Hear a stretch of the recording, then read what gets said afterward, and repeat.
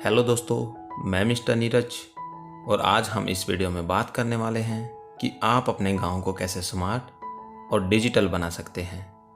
ऐसी कौन सी सुविधाएं हैं जो अगर आपके गांव में हों तो आपका गांव स्टेट लेवल पर ही नहीं, नेशनल लेवल पर पहले नंबर पर होगा। इसलिए मैं आपके साथ कुछ पॉइंट डिस्कस करने वाला हूं जिससे आप अपने गांव को डिजिटल बना सकते हैं। वीडियो को लास्ट तक देखते रहें। आप देख रहे हैं नीरज इंस्पिरेशन। चलिए वीडियो को शुरू करते हैं। सबसे पहला पॉइंट आता है साफ सफाई। अगर आपको अपना गांव स्मार्ट बनाना है तो गांव के सभी लोगों को साफ सफाई का बहुत ध्यान रखना होगा। आप सरकार की मदद से गांव की टूटी फूटी सड़कों को रिपेयर करवा सकते हैं या फिर उनकी जगह नई सड़कें बनवा सकते हैं। गांव की जो सड़कें मेन रोड से कनेक्ट हैं उन्हें चौड़ी करवा सकते हैं और बीच में से एक डिवाइडर निकलवा सकते हैं जिस पर आप पेड़ पौधे या फिर फूल वगैरह लगा सकते हैं। दूसरा पॉइंट आता है शिक्षा का।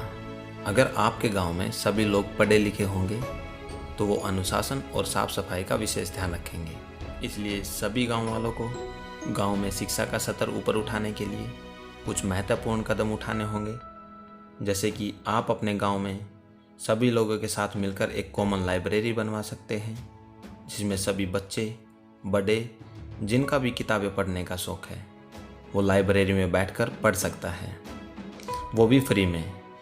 जो भी किताब आपके पास एक्स्ट्रा है उसे आप लाइब्रेरी में जमा करवा सकते हैं और लाइब्रेरी से कोई भी स्टूडेंट किताब को इशू करवा सकता है सिर्फ 7 दिन के लिए।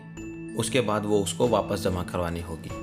और अगर आपके गांव का गवर्नमेंट स्कूल 8वीं क्लास या 10वीं क्लास तक है तो सब गांव वाले मिलकर स्कूल को सीनियर सेकेंडरी एजुकेशन तक ले जा सकते हैं। और जो फैसिलिटी प्राइवेट स्कूलों में मिलती है उसे अपने गांव के सरकारी स्कूल में लाने की कोशिश कर सकते हैं ताकि आप अपने बच्चों को अपने गांव के गवर्नमेंट स्कूल में पढ़ा सकें और जो हज़ारों रुपए आप प्राइवेट स्कूल में खर्च करते हैं उन्हें बचा सकें। तीसरा पॉइंट आता है स्पोर्ट्स फैसिलिटीज़ का। जिन बच्चों का पढ़ाई में इंटरेस्ट नहीं है और स्पोर्ट्स में इंटरेस्ट है उनके लिए आप गांव में स्पोर्ट्स की सुविधा दे सकते हैं। जैसे कि आप गांव में एक जिम खुलवा सकते हैं जिससे बच्चे रेगुलर एक्सरसाइज कर सकें, या फिर एक रेसिंग ट्रैक और प्लेग्राउंड बनवा सकते हैं।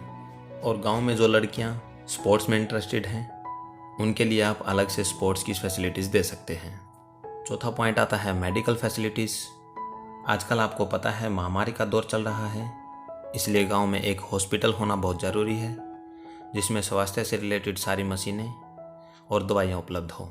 और वैसे भी गांव का आम आदमी हर साल सबसे ज़्यादा खर्च पढ़ाई लिखाई और दवाइयों पर करता है।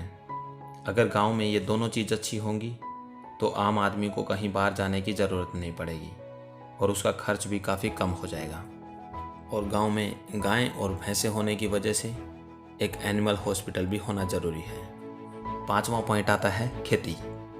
गांव में गायें और भैंसें बहुत होती हैं जिनके गोबर से हम जैविक खाद बना सकते हैं और किसान खेती में इस्तेमाल कर सकता है। इसके 2 फायदे होंगे, एक तो महंगे खाद और जो फर्टिलाइज़र किसान खरीदता है उनसे छुटकारा मिलेगा, और एक गांव के लोग बीमारियों से दूर रहेंगे। और गांव में भैंसों से मिलने वाले दूध से गांव के लोग बजट के हिसाब से मिल्क प्लांट लगा सकते हैं। इससे गांव के काफ़ी लोगों को रोज़गार मिलेगा और गांव की इनकम भी बढ़ेगी, जिससे और बहुत सारी चीज़ों पर ध्यान दिया जा सकेगा। गांव में जो लोग खेती करते हैं उनके लिए रूल रेगुलेशन होने चाहिए और गांव में एक ट्रैक्टर स्टैंड या फिर टैक्सी स्टैंड होना चाहिए। जिस भी किसान को बिजाई बुआई करनी हो तो वहां से ट्रैक्टर रेंट पर ले जा सकता है।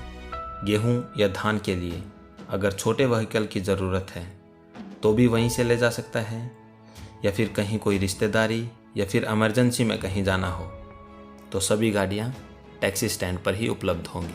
छठा पॉइंट आता है मार्केट फैसिलिटी।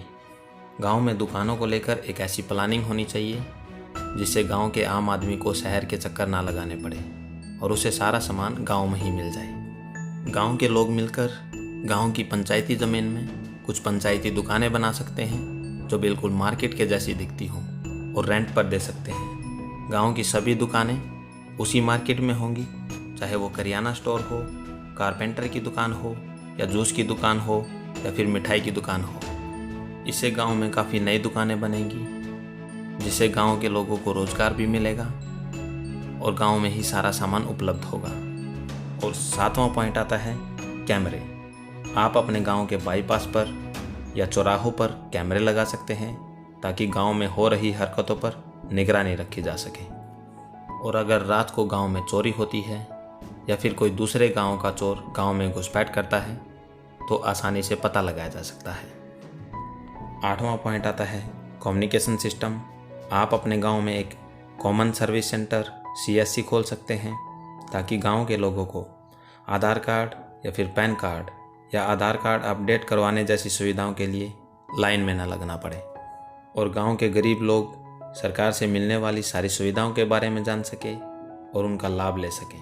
आप गांव की हर चौपाल में एक LED लगवा सकते हैं ताकि बड़े बुजुर्ग लोग देख सकें कि देश में क्या क्या चल रहा है और अपना मनोरंजन भी कर सकें। और गांव की हर चौपाल एक सिस्टम से जुड़ी होनी चाहिए, जिससे गांव में अगर कोई अनाउंसमेंट होती है तो हर चौपाल में पता लगाया जा सके। 9वें पॉइंट की बात करते हैं हाउस नंबर और हेल्पिंग सपोर्ट। अगर आपके गांव की पॉपुलेशन ज़्यादा है तो आप अपने गांव के हर घर को एक नंबर से डिनोट कर सकते हैं ताकि पोस्टमैन और ऑनलाइन ऑर्डर जैसी सुविधाओं का गांव में भी फ़ायदा उठाया जा सके। और अगर हेल्पिंग सपोर्ट की बात करें तो गांव में एक ऐसा स्थान होना चाहिए जिसके पास जो भी एक्स्ट्रा चीज़ है, चाहे वो कपड़े हो, जूते हो, तो वो उसी स्थान पर रख दे। और गांव के किसी भी आदमी को अगर इनमें से किसी भी चीज़ की ज़रूरत है तो वो उसी चीज़ को वहाँ से ले ले। ऐसी चीज़ें हमें बहुत कुछ सिखाती हैं। हमें दूसरों की मदद करनी चाहिए, इससे हमें कितनी खुशी मिलती है। अब बात आती है 10वें पॉइंट की। इसमें आपके गांव की जो भी छोटी छोटी सर्विसेज हैं वो सब दी गई हैं, जैसे कि आप अपने गांव में ख़राब पानी की निकासी के लिए छोटा सीवरेज सिस्टम लगवा सकते हैं और बिजली की लाइनों को अपडेट करवा सकते हैं। और कुछ चीज़ें गांव के लोगों के मनोरंजन के लिए भी हैं, जैसे कि आप गांव में बच्चों के लिए एक थीम पार्क या वाटर पार्क बनवा सकते हैं ताकि बच्चे अपने होने वाली छुट्टियों का मज़ा ले सकें।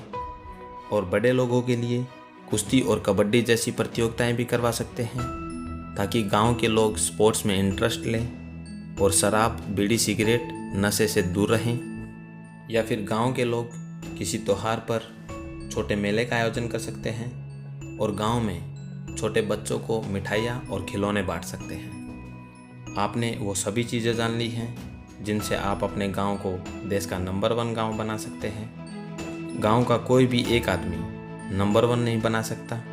इसके लिए गांव के सभी लोगों को मिलजुल कर साथ देना होगा और गांव के रूल रेगुलेशन सबके लिए समान होंगे। सरपंच और पंचों के द्वारा मिलकर लिया गया फैसला मान्य होगा। दोस्तों, आपको वीडियो कैसी लगी? उम्मीद करता हूँ अच्छी लगी होगी, इसलिए वीडियो को लाइक करें और चैनल को सब्सक्राइब करें। मैंने कुछ इम्पोर्टेंट वीडियोज़ के लिंक डिस्क्रिप्शन में दिए हैं, आप उनको देखें और अपनी नॉलेज को इंक्रीज करें।